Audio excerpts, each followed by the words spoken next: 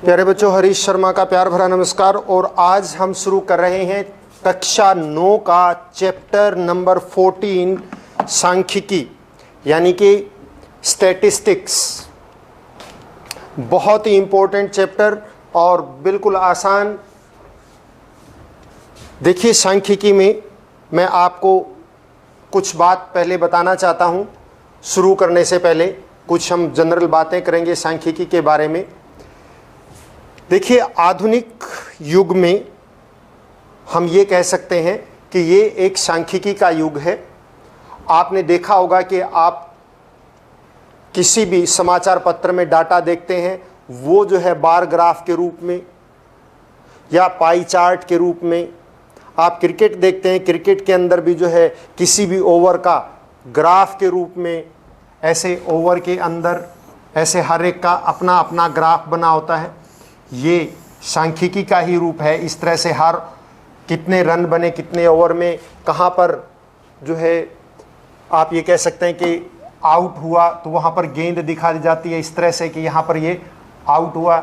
तो इस प्रकार से ये क्या है, ये सांख्यिकी ही है। ये सांख्यिकी का माध्यम है रिप्रेजेंट करने का। H.G. वेल ने 17वीं शताब्दी में कहा था कि सांख्यिकीय विचार एक दिन प्रभावशाली नागरिकता के लिए उतने ही आवश्यक होंगे जितना कि पढ़ने लिखने की योग्यता। और आज वो बात बिल्कुल सत्य सिद्ध हो गई है, क्योंकि सांख्यिकी हमारे हर बात में घुस गई है। हम सांख्यिकी के माध्यम से हर चीज़ का विश्लेषण करने लगे हैं। सांख्यिकी शब्द आया कहाँ से, यानी कि ये वास्तव में स्टैटिस्टिक इंग्लिश का एक शब्द है। और ये शब्द कहाँ से आया? ये लैटिन भाषा का शब्द स्टेटस से आया था। और इसी तरह से या आप यूँ कह सकते हैं कि इटालियन शब्द स्टैटिस्टा, उससे इस शब्द की उत्पत्ति हुई। इसका वास्तव में अर्थ होता है स्टैटिस्टा का कि राजनीतिक राज्य। पुराने ज़माने में जब इसका प्रारंभ हुआ इस चीज स्टैटिस्टिक का, तो वो जो राज्यों में लोग किसके पास कितनी सुविधाएं उपलब्ध हैं, किसके पास कितनी ज़मीन है, कितनी आय है, कितने लोग उनके हक में हैं, कितने उनके विपरीत हैं, इस तरह से आंकड़े इकट्ठे करने के लिए स्टैटिस्टिक का उपयोग किया जाता था। और ये राज्य की प्रगति के लिए बहुत ही महत्वपूर्ण माना जाता था। Sir R.A. फिशर ने सांख्यिकी को कहा था कि ये प्रेक्षित आंकड़ों का गणित है। और सांख्यिकी की जो आधुनिक संकल्पना है वो 1749 ईस्वी में हुई थी। 1749 ईस्वी से हम जो आधुनिक रूप है आंकड़ों का, सांख्यिकी का, उसका उपयोग करते आ रहे हैं। वास्तव में अगर हम बात करें तो सांख्यिकी दो अर्थ होते हैं। ऑक्सफोर्ड की डिक्शनरी के अनुसार अगर इसकी हम व्याख्या करें तो एक तो बहुवचन के रूप में और एक एकवचन के रूप में। मैं सीधी सी बात बता देता हूं। बहुवचन के रूप में मतलब जिन आंकड़ों को हम अच्छे ढंग से प्रस्तुत कर सकते हैं, जो प्रस्तुतिकरण के लिए योग्य हों, वो सारे आंकड़े बहुवचन के अंदर आते हैं। जिनका एक विशेष अर्थपूर्ण विश्लेषण किया गया हो, वो बहुवचन आंकड़े होते हैं। एक वचन आंकड़ों में वो आते हैं कि जिन मतलब सांख्यिकी की ये एक प्रकार की विधि है कि जो आंकड़ों का संग्रहण करना, वर्गीकरण करना, उनकी प्रस्तुतिकरण के लिए सूचनाएं तैयार करना, ये जो होता है ये एक वचन में आता है। मैं थोड़ा सा और बताना चाहूँगा कि जो आंकड़े हैं, आंकड़े होते क्या हैं। किसी भी प्रोजेक्ट, कोई भी प्रोजेक्ट हम लेते हैं या कोई सर्वे करते हैं, उस सर्वे में संख्यात्मक रूप से एकत्रित संख्या को, मतलब कितनी संख्या के रूप में एकत्रित करना, ये आंकड़े हैं। तो आंकड़े मतलब किसी भी अन्वेषण में संख्या रूप को एकत्रित करना, उनको हम आंकड़े कहते हैं। हम कहते हैं कि यहाँ की जनसंख्या इतनी है, इस दर से बढ़ रही है। तो ये इस प्रकार का सुविधाएं किस दर से बढ़ रही हैं, ये सभी क्या हैं, आंकड़े हैं। हम ये मान ले कि ये कह दें कि हम पिछले 10 वर्षों में या 2000 से लेकर 2020 तक पिछले 20 वर्षों की बात कर लें कि किसी नगर की जनसंख्या हर साल कितनी बढ़ी, ये है। हम अपने घर के अंदर ये देख सकते हैं कि पिछले 5 सालों में हमारे बिजली के बिल की किस प्रकार से उसमें बदलाव हुआ है, किस प्रकार वो बिजली का बिल बढ़ा है या घटा है। इस प्रकार से ये आंकड़े एकत्रित करना, ये सभी, इनको हम आंकड़े कहते हैं। आंकड़े जितने भी होते हैं वो वास्तव में 2 प्रकार के होते हैं। एक जो आंकड़े होते हैं बच्चों, आंकड़े 2 प्रकार के होते हैं।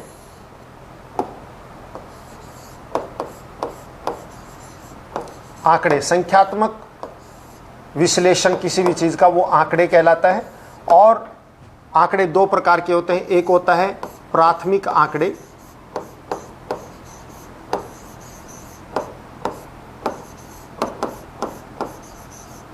प्राथमिक आंकड़े, और दूसरे होते हैं गौण आंकड़े। हम चर्चा करेंगे दोनों की कि गौण आंकड़े कौन से होते हैं और प्राथमिक आंकड़े कौन से होते हैं। प्राथमिक आंकड़े वो आंकड़े होते हैं जो किसी अन्वेषण के लिए एकत्र किए जाते हैं, वो प्राथमिक आंकड़े हैं। और ये किसी न किसी कार्यकर्ता के द्वारा, हमारे स्वयं के द्वारा एकत्रित किए जाते हैं। इनको हम प्राथमिक आंकड़े कहते हैं, जो प्राथमिक रूप में किसी भी, कोई भी, जैसे आपने पता हो तो जनसंख्या की गिनती करते हैं जब हम हर 10 साल में, तो घर घर जाकर हर एक कार्यकर्ता जो है एक एक घर जाकर उस आंकड़ों को एकत्रित करता है। प्राथमिक आंकड़े आपने अपने विद्यालय के अंदर सभी कक्षाओं में अलग अलग सभी बच्चों की गिनती की, प्राथमिक आंकड़े। आपने अपनी कक्षा में सभी बच्चों की ऊंचाइयों को मापा, प्राथमिक आंकड़े। आपने विद्यालय के अंदर कितने बेंच है ये गिने, प्राथमिक आंकड़े। आपने ये देखा कि विद्यालय में कितने पंखे हैं, प्राथमिक आंकड़े। तो इन आंकड़ों को जो कोई कार्यकर्ता या कोई व्यक्ति स्वयं जाकर गिनती करता है, वो आंकड़े प्राथमिक आंकड़े कहलाते हैं। और दूसरे आंकड़े, गौण आंकड़े, वो आंकड़े होते हैं जो आप किसी भी प्रकाशन से प्राप्त करते हैं। आपने टीवी के अंदर देख लिया कि पिछले 5 दिन का तापमान इस प्रकार से रहा, ये गौण आंकड़े, क्योंकि वो आपने स्वयं नहीं, वो एक विश्लेषण के बाद आपके सामने आए हैं। तो ऐसे आंकड़ों को हम गौण आंकड़े कहते हैं। समाचार पत्र के अंदर हमने किसी आंकड़े को देखा कि पिछले 5 वर्षों में हमारे शहर की जनसंख्या किस प्रकार बढ़ी, ये गौण आंकड़े, क्योंकि उसको हमने नहीं गिना, उसको बहुत सारे कार्यकर्ताओं ने गिना था और उसके बाद उसका एक विश्लेषण तैयार हुआ और उसके बाद उसको प्रस्तुत किया गया, वो तब हमारे सामने आया। तो वो गौण आंकड़े हैं, वो प्राथमिक रूप में हमारे सामने नहीं आया है। तो इस प्रकार से कोई भी एक, मान लिया कोई भी कार्यकर्ता है, वो मिलकर या कोई सामाजिक संगठन मिलकर बहुत सारे आंकड़ों को जब एकत्रित करता है तो वो प्राथमिक आंकड़े, और उनका विश्लेषण के बाद उन आंकड़ों को अलग अलग स्थान के कार्यकर्ताओं के द्वारा जोड़कर जो इकट्ठा किया जाता है, वो गौण आंकड़े हो जाते हैं। तो 2 प्रकार के आंकड़े, प्राथमिक और गौण आंकड़े। अब इसके बाद हम बात करते हैं कि आंकड़े जो हैं उनका प्रस्तुतिकरण में हम बात करें तो जो प्राथमिक आंकड़े और गौण आंकड़े हैं, उनको जब प्राथमिक आंकड़ों को एकत्रित कर लिया जाता है, उनका एकत्रण का काम पूरा हो जाता है, उसके बाद उसको जो है एक किसी अन्वेषक के द्वारा उसका जो है स्टडी की जाती है और फिर उसका एक विश्लेषण तैयार किया जाता है और उसके बाद प्रस्तुतिकरण होता है, तब वो बन जाता है गौण आंकड़ा। अब किसी आंकड़े को हम अलग अलग भागों में और विभाजित कर सकते हैं। एक होते हैं अपरिष्कृत या फिर अवर्गीकृत आंकड़े। जो आंकड़े होते हैं मुख्यतः प्राथमिक आंकड़ों को ही वो करते हैं हम इसमें अपरिष्कृत अथवा अवर्गीकृत आंकड़े।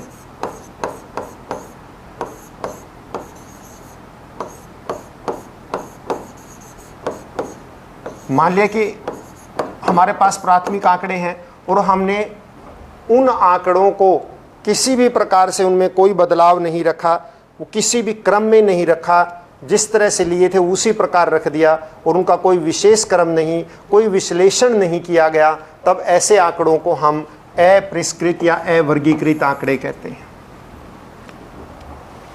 मान लिया कि आपने अपनी कक्षा के बच्चों की लंबाई मापी, रोल नंबर 1, रोल नंबर 2, 3, 4 सबकी लंबाई माप दी, और आप देखिए अलग अलग बच्चों की लंबाइयाँ अलग अलग हो सकती हैं। रोल नंबर 1 की लंबाई मान लिया कि हम ये कह देते हैं कि 140 सेंटीमीटर है, रोल नंबर 2 की लंबाई जो है 142 सेंटीमीटर है, रोल नंबर 3 की लंबाई जो है 138 सेंटीमीटर है, रोल नंबर 4 की जो है 145 सेंटीमीटर है, रोल नंबर 5 की जो है वो 132 सेंटीमीटर है। इस तरह से कम ज़्यादा हमने इसमें कुछ भी बदलाव नहीं किया।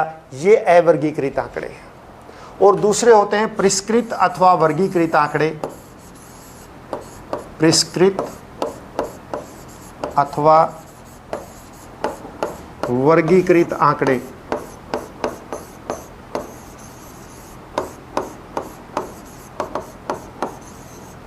ऐसे आंकड़े जिनको हमने किसी अवरोही या आरोही क्रम में व्यवस्थित कर दिया है, उनको हम वर्गीकृत, सारणीबद्ध या फिर परिष्कृत आंकड़े कहते हैं। तो ऐसे आंकड़ों को हम मान लिया कि उनके आय के आधार पर, भार के आधार पर, लंबाई के आधार पर कोई भी मान हो सकते हैं, और इनको हमने एक ढंग से इनको वर्गीकरण कर दिया है, तब वर्गीकृत आंकड़े होते हैं। एक और आंकड़े हैं सारणीबद्ध। सारणीबद्ध आंकड़े कि उनको एक विशेष सारणी में हमने उनको कर दिया है, तो सारणीबद्ध आंकड़े होते हैं। अब ये देखिए कौन से आंकड़े, मान लिया कि देखो इनको हम बढ़ते क्रम में लिखते हैं, तो 132 सेंटीमीटर, फिर 138 सेंटीमीटर, 140 सेंटीमीटर, 142 सेंटीमीटर, 145 सेंटीमीटर। तो ये सारणीबद्ध आंकड़े हैं कि इन आंकड़ों को हमने आरोही या फिर अवरोही क्रम में लिख दिया है। अब वर्गीकृत आंकड़े यानी जिन आंकड़ों को हमने एक ग्रुप में, एक सारणी के रूप में, एक व्यवस्थित ढंग से प्रस्तुत किया है, ऐसे आंकड़ों को हम वर्गीकृत आंकड़े कहते हैं। और अब आप देखिए वर्गीकृत आंकड़ों में किस प्रकार से हम उनका वर्गीकरण करते हैं। आप देखिए, अब मैं एक उदाहरण लेता हूं। उदाहरण से पहले, वर्गीकृत आंकड़ों में आगे जाने से पहले मैं पहला सवाल लेता हूं 14.1 एक्सरसाइज का, और ताकि फिर उसके बाद हम आगे की बात करें, क्योंकि ये जो वर्गीकृत आंकड़ों की बात है वो इसके बाद आएगी। पहला प्रश्न, उन आंकड़ों के 5 उदाहरण दीजिए जिन्हें आप दैनिक जीवन में एकत्रित कर सकते हैं। आप क्या एकत्रित कर सकते हैं अपने स्तर पर, उनका पहला सवाल की बात कर रहे हैं। हम क्या कर सकते हैं, अभी जो हमने बात की बहुत सारी चीज़ें हम इसमें से कर सकते हैं। नंबर 1,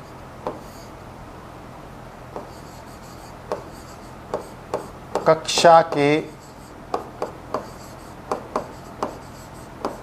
बच्चों की लंबाई माप सकते हैं। नंबर 2, विद्यालय में बेंचों की संख्या वो माप सकते हैं। विद्यालय में बेंचों की संख्या,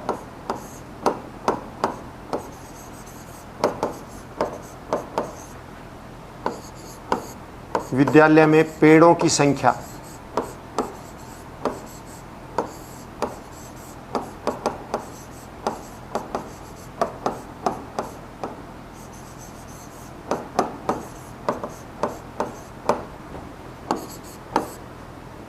विद्यालय में पंखों की संख्या,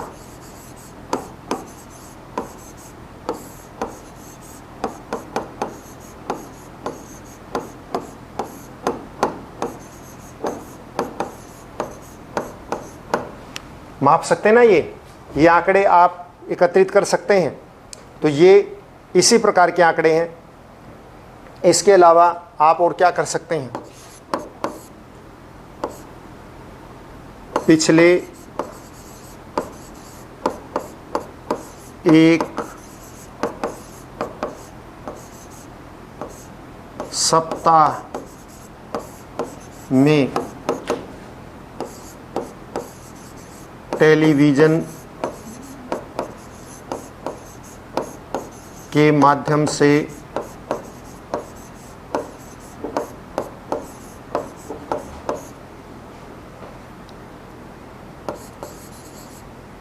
किसी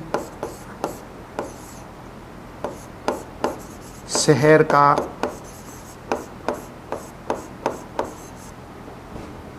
अधिकतम तापमान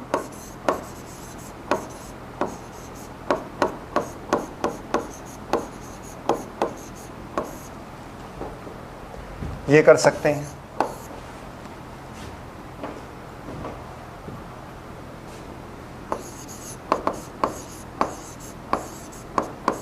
अखबार के माध्यम से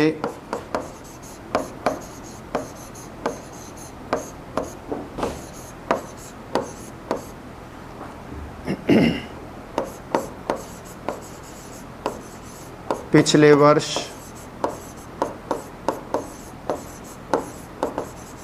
खेले गए अंतर्राष्ट्रीय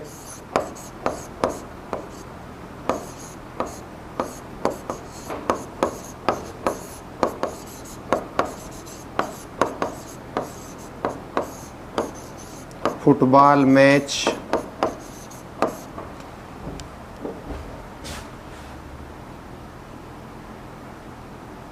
की संख्या। इस प्रकार से हम बहुत सारे आंकड़े एकत्रित कर सकते हैं। अब ऊपर दिए गए प्रश्न एक के, यानी ये प्रश्न एक के आंकड़े हैं। प्राथमिक और गौण आंकड़ों को वर्गीकृत कीजिए। देखिए ये सीधे हैं, ये आपने किए, ये आपने किए, ये आपने किए, ये तो आप नहीं है और खुद ने किए हैं, ये प्राथमिक आंकड़े हैं। और ये दोनों आपने गौण आंकड़े हैं, क्योंकि इनका आप ये आंकड़े आपने टेलीविज़न या अखबार या किसी अन्य माध्यम से एकत्रित किए हैं। तो ऐसे आंकड़ों को हम क्या कहते हैं, ये गौण आंकड़े हैं। तो इस प्रकार से हम इनको प्राथमिक और गौण आंकड़ों के रूप में वर्गीकृत कर सकते हैं।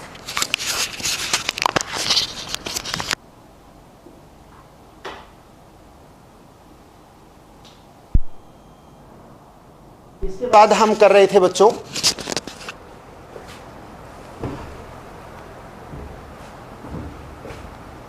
हम बात कर रहे थे कि